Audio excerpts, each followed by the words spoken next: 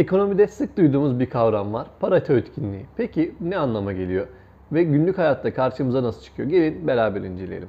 Adı İtalyan ekonomist Vilfredo Pareto'dan geliyor. Bir kaynak dağılımı en az bir kişinin durumu kötüleştirmeden başka bir kişinin durumunu iyileştirmek mümkün değilse Pareto etkinliğe ulaşmıştır. Böyle söyleyince biraz anlamsız gelmiş, karışık gelmiş olabilir. Yani kimse zarar görmeden daha iyisi yapılamıyorsa artık o durum etkindir. Mesela bir pastayı düşünün.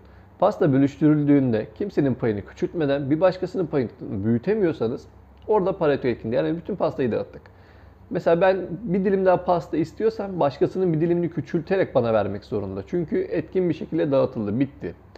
Bu durumda Pareto etkin. Ancak işte herkese pastayı dağıttık. Daha hala pasta var. Bir başkasının durumunu iyileştirecek, yani daha fazla pasta verebilecek durumdaysak burada etkin değil.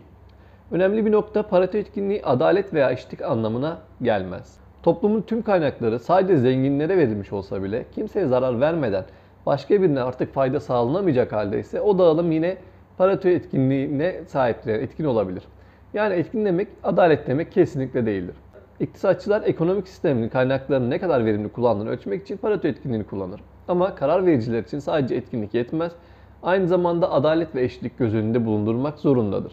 Aksi takdirde bir taraf zenginliğine zenginlik katıyorken diğer taraf ise fakirleştikçe fakirleşir. Pareto etkinliği bize şunu öğretir.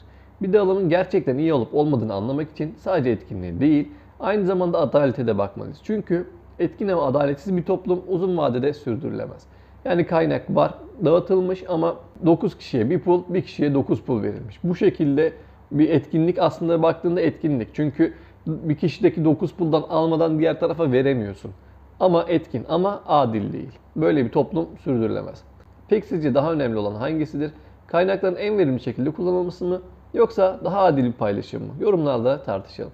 Bu tarz içerikleri beğeniyorsanız abone olmayı unutmayın. Bir sonraki videoda görüşmek üzere.